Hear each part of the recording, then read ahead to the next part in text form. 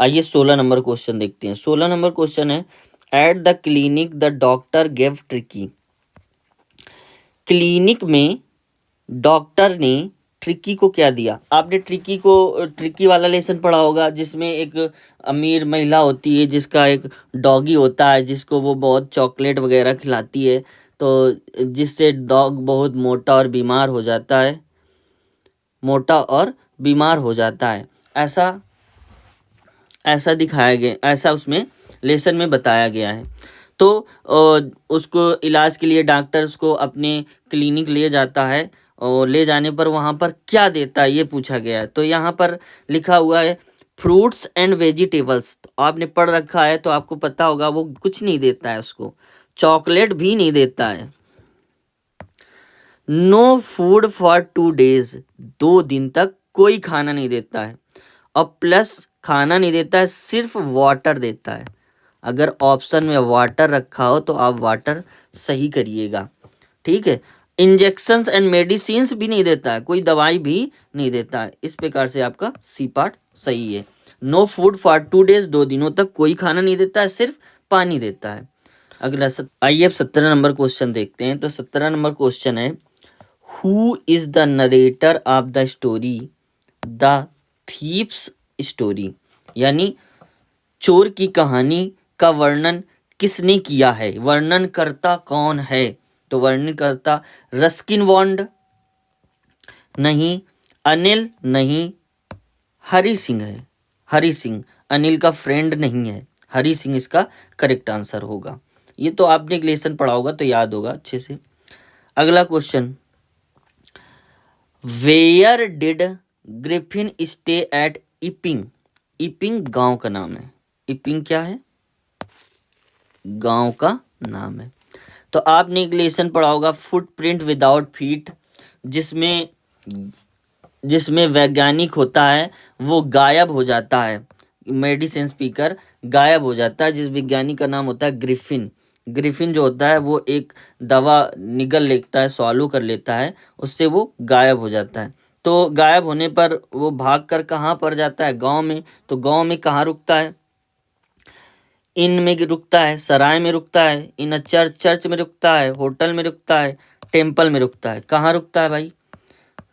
तो आपने अच्छे से पढ़ रखा है, आपको पता है कि वो सराय में रुकता है, इन अ सराय। तो इसका सराय करेक्ट आंसर होगा। इन मीन्स होता है सराय, INN। इन प्रेपोजिशन होता है, आपको पता होगा। 19 नंबर देखते हैं कि एबराइट ने स्टार्ट कलेक्टिंग चाइल्डहुड, अपने बचपन में क्या इकट्ठा करना शुरू कर दिया था? ये बड़ा ही अच्छा क्वेश्चन है। इस क्वेश्चन में कई लोग कई आंसर बता सकते हैं, ठीक है, बट देखो हम बताते हैं आपको आंसर। इसमें पूछा है कि एबराइट ने चाइल्डहुड में क्या इकट्ठा किया था। एबराइट ने, अगर केवल पूछा जाए एबराइट ने किसका किसका कलेक्शन किया था, यानी किस किस चीज को एकत्र किया था, तो उस हिसाब से उसने बटरफ्लाइज को भी किया था, क्वाइंस को भी किया था, स्टैम्प्स को भी किया था। उस हिसाब से ऑल ऑफ दीज रहेगा। लेकिन यहाँ शब्द लग गया चाइल्डहुड, बचपन में।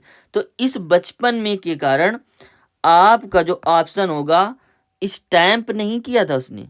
स्टैम्प तो तब कलेक्ट करना शुरू किया था जब वो कुछ बड़ा हो गया था। कॉइन्स भी उसने कलेक्ट नहीं किए थे, उसने बचपन में सिर्फ और सिर्फ बटरफ्लाइज यानी तितलियों को इकट्ठा किया था। इसलिए इसका ए पार्ट सही है। जब ए पार्ट केवल सही है तो डी पार्ट ऑटोमेटिक गलत हो जाएगा। तो इसका ऑप्शन बटरफ्लाइज होगा। 20 नंबर क्वेश्चन देखते हैं। 20 नंबर है, मिसेस लोसेल वेंट टू। अब ये चीज जो लिखी है, ये मैडम का शॉर्ट फॉर्म लिखा हुआ है।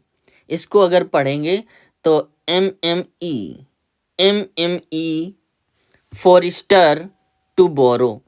आप मैडम पढ़ लीजिए केवल, कोई दिक्कत नहीं। अगर पढ़ने में दिक्कत हो रही तो लिखा है Mrs Loisel went to madam Forestier to borrow. To madam Forestier to borrow. तो इसका मतलब क्या हुआ? इसका मतलब ये हुआ कि जो मिसेस लॉसेल थी वो मैडम फोरिस्टर के पास क्या उधार लेने गई थी? तो क्या उधार लेने गई थी? आपने अच्छे से पढ़ा होगा लेसन, और उस लेसन में आपको पता है कि वो नेकलेस लेने गई थी, जो बाद में खो जाता है तो उनको डायमंड का बना के देना पड़ता है, जिससे उनके जीवन में गरीबी आ जाती है और वो बहुत ही दयनीय जीवन गुजारती हैं। तो इसलिए इसका क्या होगा? B part. ब्रेसलेट नहीं होता है, ब्यूटीफुल ड्रेस तो खरीद कर उसका हस्बैंड लाता है। मिसेस लोसेल, ऑल ऑफ दिस होगा नहीं, इसलिए इसका बी पार्ट सही है। इसी के साथ हमारे 20 MCQ इसके पूरे होते हैं। और आप देखिए, इसमें जो भी आपको डाउट लगे आप कमेंट करिए। इसके बाद जो आगे का डिस्क्रिप्टिव है वो आपको नेक्स्ट पार्ट में मिलेगा। तब तक अपने बोर्ड पेपर की तैयारी करते रहिए।